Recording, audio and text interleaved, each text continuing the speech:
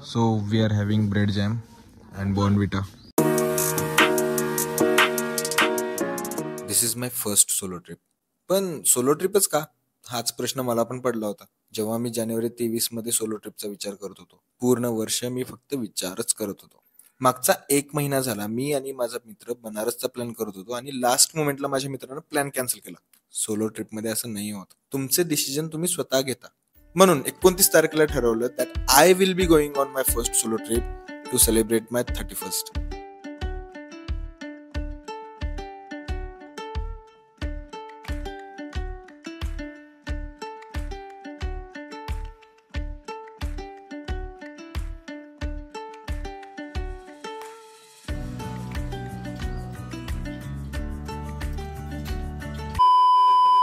त्यांचं खूप खूप स्वागत. आता सध्याला सकाळचे 5 वाजलेत आणि मी घरातून निघतोय.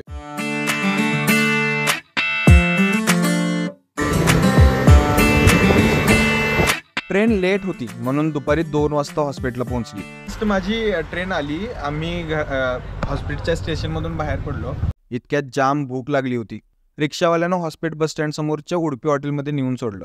तिथं ही साऊथ इंडियन पुरी भाजी थाळी खाल्लो जी फक्त 100 रुपयाला होती आणि थाळी 1 नंबर होती. मला हॉस्पिटलमध्ये उतरल्यानंतर कळालं की हॉस्टेल हम्पीपासून 20 किलोमीटर लांब आहे.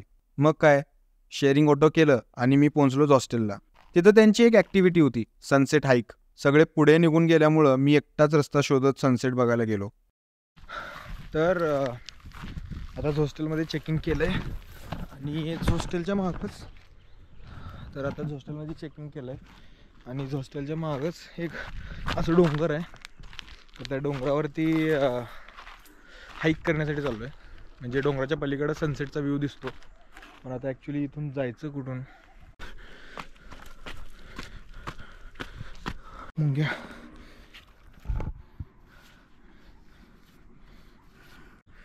आय होप की ते मुंग्याच होत्या.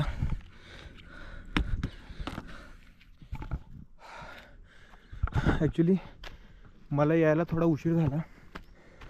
हा रस्ता इथून सरळ आहे. मी तिकडून फिरून असा आलो त्यामुळे मला तिथं मध्ये मुंग्यांचं वारूळ लागलं होतं. हे जागी त्यांनी हे असे ॲरोज करून ठेवलेत. कॅमेरा घेऊन जाणं थोडं अवघड आहे. त्यात दम पण लागतोय.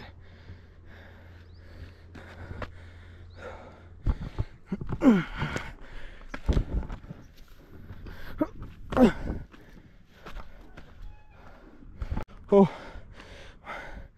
मला कॅमेरा ठेवावा लागेल नंतर घसरलो की अवघड होईल. इथून मस्त असाच हॉस्टेलचा व्ह्यू दिसतोय. हो दम लागायला लागलाय.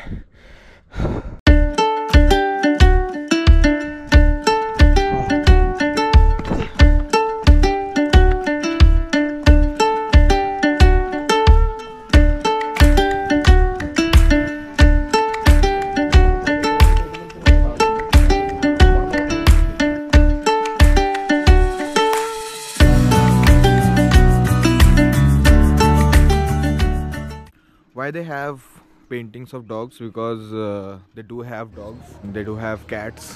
But should I start vlogging in English?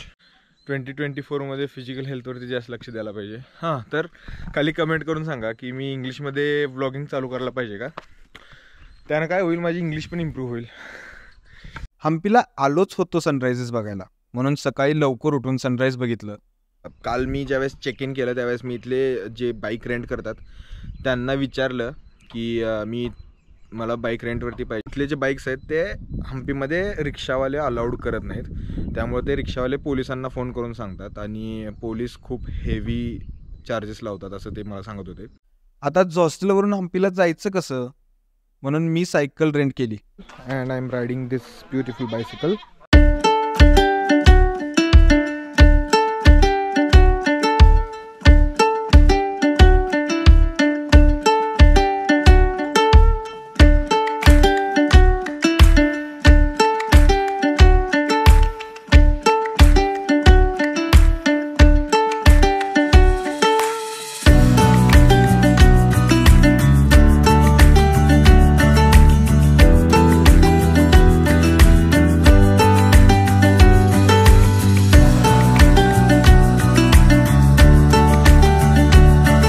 इथे एक QR कोड दिला होता, तर त्या QR कोडला स्कॅन करून मी असं तिकीट काढलं आहे.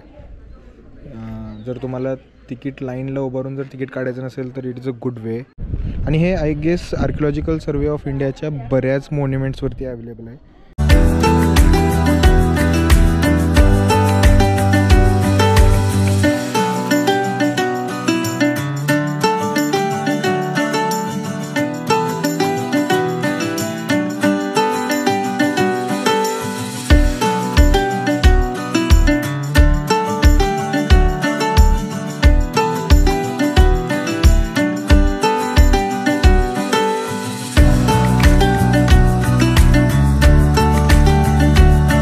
माझी सायकल जी आहे ती अशी झाडाला बांधली इथं, कारण इथून पुढे सायकल घेऊन जाणं थोडं अवघड आहे.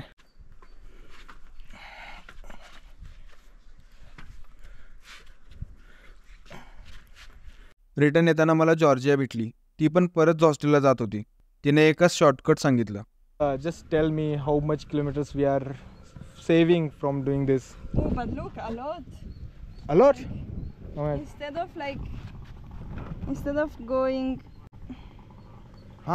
This like is instead this of going here, okay? like, and actually you need to do all the road, like, you know, we need to go down.